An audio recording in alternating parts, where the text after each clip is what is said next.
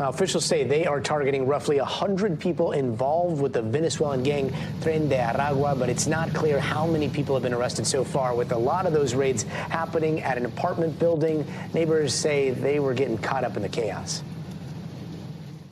They banged on the door, opened the door, and they were like knee-deep in front of my door.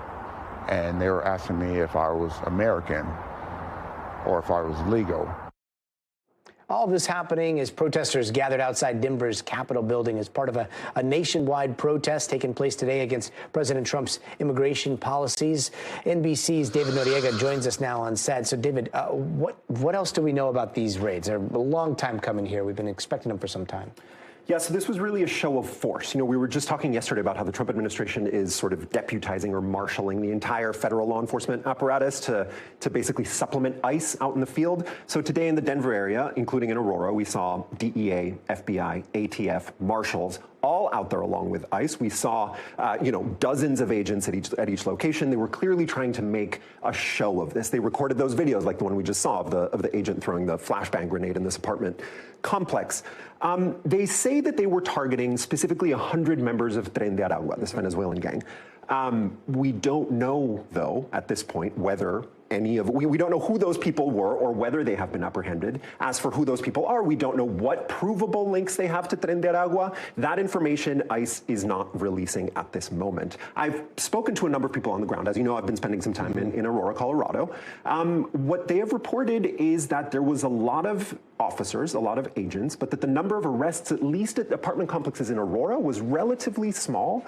Part of it is that they were, they didn't have warrants for all of the apartments in these buildings, so they were going door to door, knocking on doors, banging on doors, trying to get people to come out. I spoke to one guy who was walking out of his building with his 11-year-old daughter, taking her to school when he saw federal agents surrounding the building. They had his back to him at that moment, so he just ducked back inside, went back in his apartment, and holed up, did not answer the door. A lot of people did exactly that.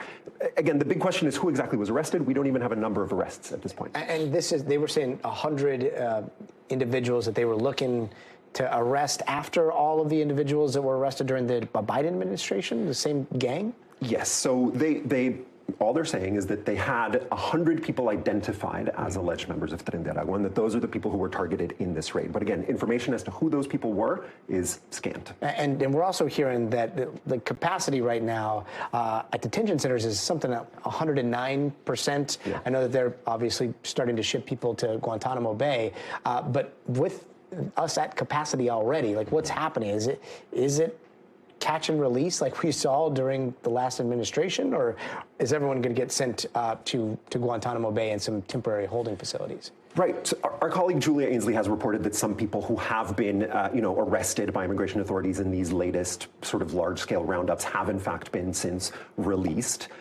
Just as the Trump administration is supplementing its ICE officers in the field with agents from FBI, DEA, et cetera, they're trying to supplement their detention space, their ICE detention space, which is mostly a network of privately owned prisons, essentially, with primarily military assets, right? So it's unclear at this moment, but they've been talking about potentially using Buckley Space Force Base, which is in Aurora. It's unclear whether they would use it for detaining people or just for staging operations. As we know, Trump has in progress an effort to house tens of thousands of people at Guantanamo. We haven't heard of any new people being sent to Guantanamo, at least since yesterday. The detention question is one of the biggest questions. The plan is to basically use the military to supplement, but that's in its early stages. And I know earlier in the day we were still hearing worst of the worst getting sent to Guantanamo. Do we know who has been sent to Guantanamo? Do we have names or what they've been charged with? No, and we have been asking. ICE in the first week or so of these sweeps was publishing arrest numbers every day. They've since stopped publishing those numbers. So we don't even know how many people they've arrested. An interesting question to ask right now is it possible for them to sustain this increased level of arrests compared to past daily averages, which again, they're doing with, by roping in tons of other federal agencies and resources. And might that be why we are no longer seeing how many people are picking up in a given day? And is it possible for them to sustain the lack of answers? I mean, one of the things that we have seen is just shrugs, like a lot of shrugs, like, right. What do you want from us? And it's like, well, we want specific information, and it just doesn't come. Look, I think journalists who've been covering immigration enforcement for some time, this isn't the first time that questions have been raised about the transparency of the system, right, and the accessibility of information.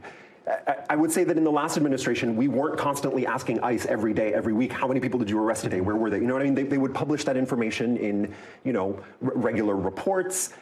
So the lack of transparency, I wouldn't say that it's necessarily an aberration. We'll see how much of this information they release, down the road. At that point, we might have to start asking some harder questions about, okay, why aren't you releasing this information? What is the data? We are all desperate to see the data with respect to how many people have criminal convictions who have been picked up. That's really the big question. Very important. David Noriega, thank you.